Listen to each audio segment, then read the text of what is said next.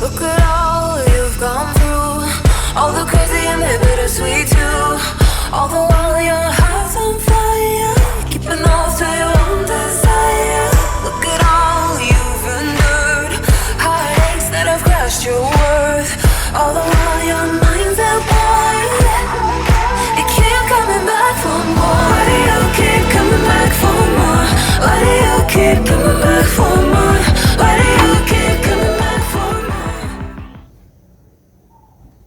Certo? Conseguiu? Terminou? Tudo pronto?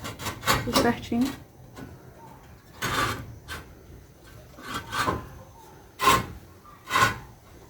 Quem não sabe as manhas, Você não sabe as manhas, não entra não. Sem o auxílio do profissional. Ok, vamos lá, vamos botar de volta a bagulhada. bora. Antes do almoço, coisa boa pra gente fazer.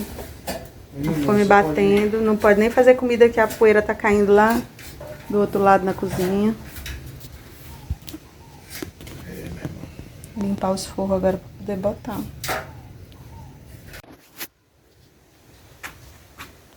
Primeiro aprendizado aqui. A água que vai ser adicionada na massa, ela não pode ser jorrada como se faz cimento, como se faz concreto. Ela tem que ser pulverizada. Então normalmente você compra um pulverizador. E a diferença entre isso e uma mangueira de jardim. Então é a primeira diferença.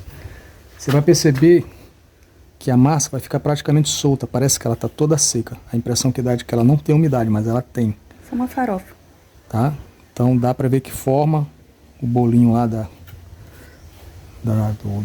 composição, mas que não é realmente alguma coisa muito pastosa, molhada. Ficou pastosa, embolotou, já não presta mais. Dá para usar betoneira 100%. Muita gente fala que não, mas funciona e funciona bem. A diferença está na pulverização da água. Aqui nós temos 5 baldes de areia, um de cimento, de cada um de 12 litros. E dentro da areia a gente adicionou cal. Nesse volume de 6 vezes 12 litros, vai uns 3 litros de água mais ou menos. Aqui tem 2, a gente normalmente bota uma garrafa dessa inteira e adiciona um pouco mais com aquela torneira lá, que tem um sprinkler também bem fino. Ele tá acionado aqui? Tá, você aperta e sai.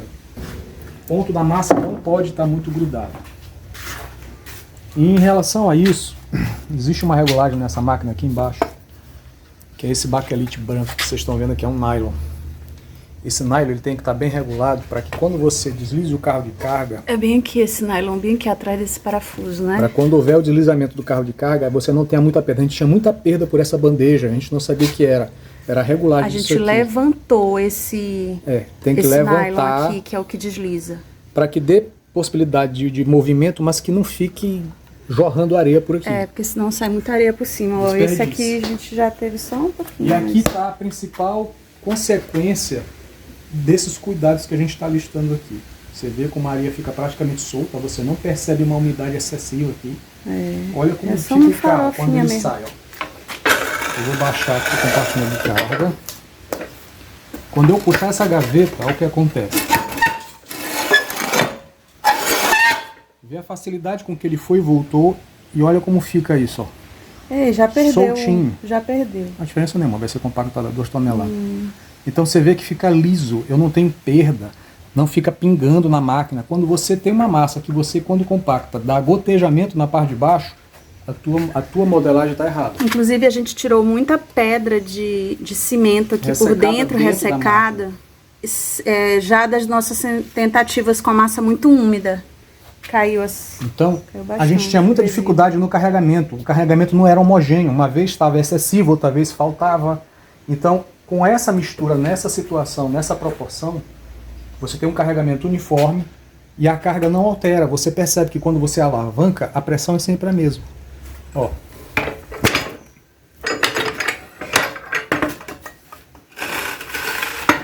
Certo? Não fez muita força. Não fiz tanta força. Inclusive, uma coisa que é errada que nós tínhamos é que nós estávamos com muito cálcio, o tijolo estava ficando estreito. Ele estava bem estreitinho. Então, um lote inteiro, ideal, só de tijolo estreito. Tudo aquilo que foi feito ali, ó, ficou com menos de 7 centímetros. A gente está usando de base para nossas prateleiras. Pode ser feito algum banco, alguma coisa. Mas o que vai ser usado mesmo para fazer parede é aquele maior lá, que já está com 70 milímetros a gente já... de altura, que é o ideal. os 70 milímetros aqui, ó. Tudo que nós já produzimos até o momento tá tudo aqui embaixo já seco. Não? Eu não preciso dar. Outra coisa interessante, você não pode dar uma pancada aqui, ó. Tem gente que já dá uma porrada. Eu fazia muito isso. Não. Se você fizer isso, o que que acontece? Você vai fraturar o tijolo.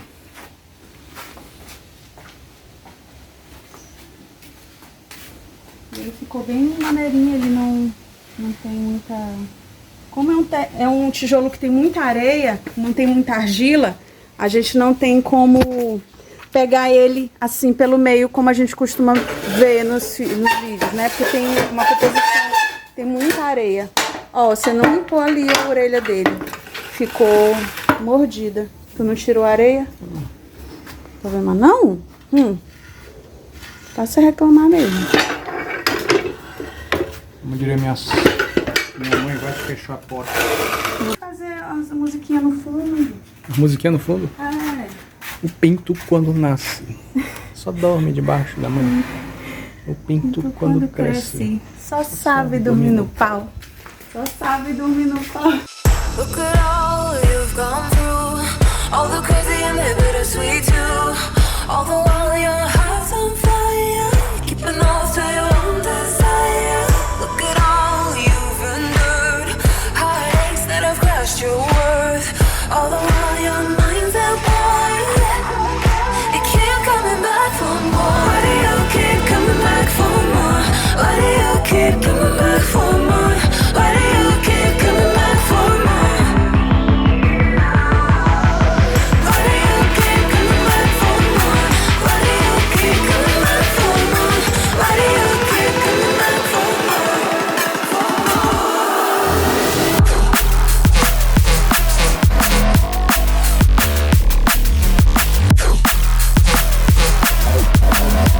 for more?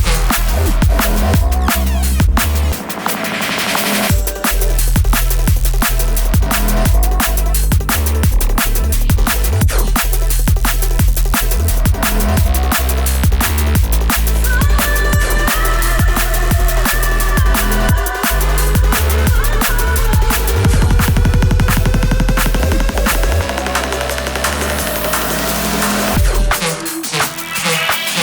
do you keep coming back, coming back? Why do you keep coming back for more? Why do you keep coming back for more?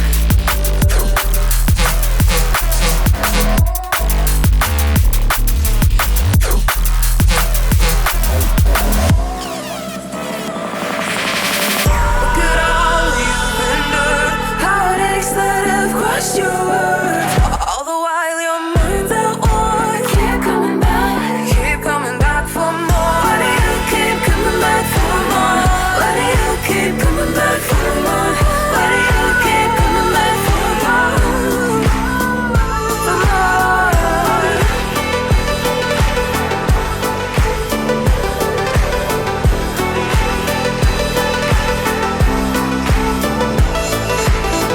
Why do you keep coming back for more? Why do you keep coming back for more? Why do you keep coming back for more? For more. Why do you keep coming back for more?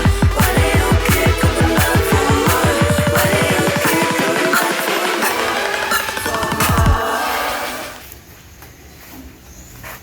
for more? Total. Ah, ela tem aqui, né? 61. Guarda aí, 61, né? 61. 48. 48 mais 61. 109 tijolos. Então, resumindo aqui, deram quantos tijolos hoje? Só hoje? 109 tijolos. Esse aqui, ele tá no padrão correto. A gente já começou a fazer ele com 70 milímetros, né, de altura aqui. Todo esse lote aqui foi feito à tarde. Esse lote aqui todo. Que foi 61, né, que você conferiu. Mais aqueles ali. Esses aqui, eles estão com 60 milímetros. Que foi um lote que a gente fez pela manhã. Aí tiveram algumas patologias aqui. Esse lote aqui, ele quase todo ele rachou, ele deu pequenas rachaduras. Depois a gente descobriu o porquê, né? Aqui, ó, bem singela. São algumas rachaduras que a gente vê. Depois o Hugo descobriu o porquê.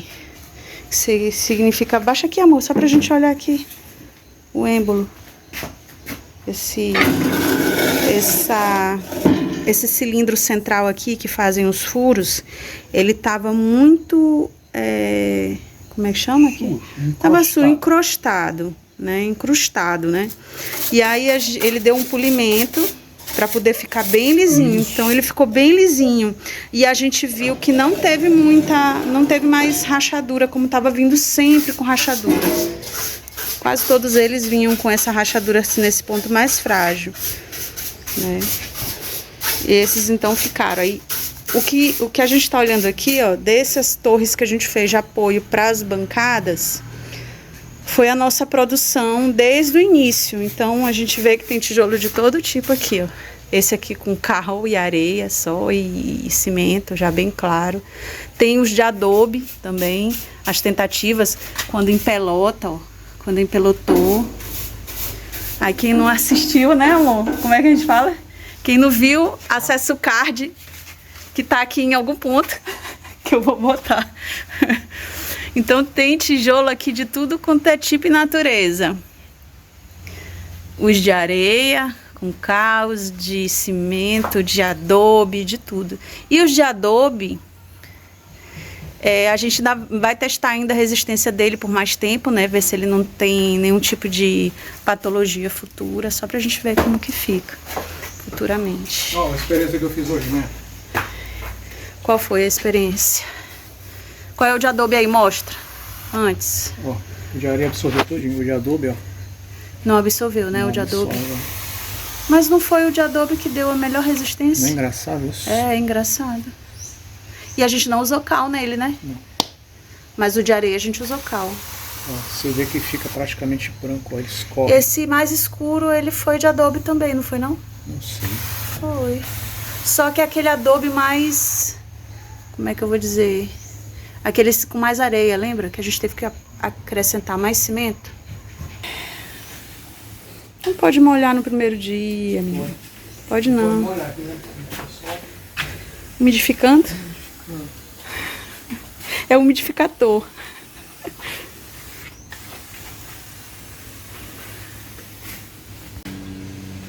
O que a gente vai fazer agora, amor? Depois da nossa produção tão intensa. Pois é, né? Olha aí, ó. Olha ali. Olha pra cá. O que a gente vai fazer agora? Diz. Fazer que nem aquela caneta de japonês. Ah. Qual é a tua camiseta? O tema da tua camiseta aí? Mostra. Mostra aí. Me deixa, me deixa. Me deixa. Deixa de ser chato, pequeno.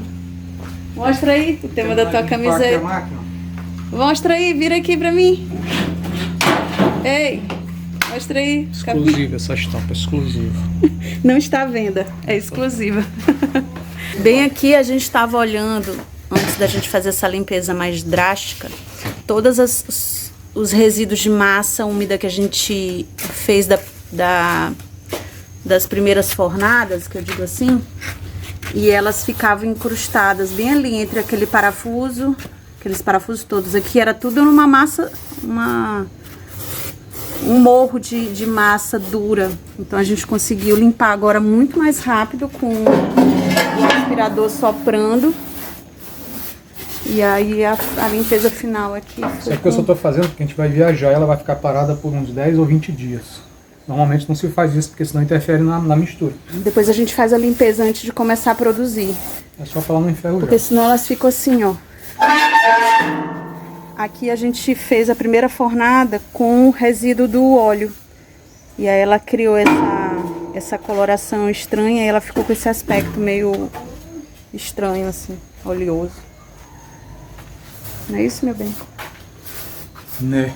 A gente esqueceu de limpar a máquina antes de começar a produzir. Só saudade, né?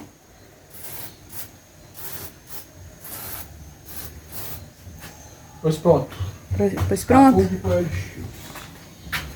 Escapou de ir pro OLX. A bichinha deve estar dando graças a Deus. Pelo menos a gente cuida bem dela, né? Outro incompetente. Outro que ia desistir no começo. Que a gente já comprou ela de segunda mão. Porque justamente a pessoa não sabia fazer. Não soube, não acertou fazer. E as dicas que nós passamos nesse vídeo, ninguém dá. Ninguém dá. Nem Vende. o próprio fabricante. Nenhum deles, nenhum dos 3 que a gente consultou. Deu isso, a gente aprendeu na marra, né? Enfim. Isso, eu tô empolgada aqui já com nossa produção de hoje. Aí amanhã a gente vai empilhar. Hoje a gente ainda vai deixar coberto para poder ele ir secando gradualmente, né? Com a umidade, com a própria umidade dele. E a gente vai deixar tudo cobertinho para amanhã a gente poder empilhar.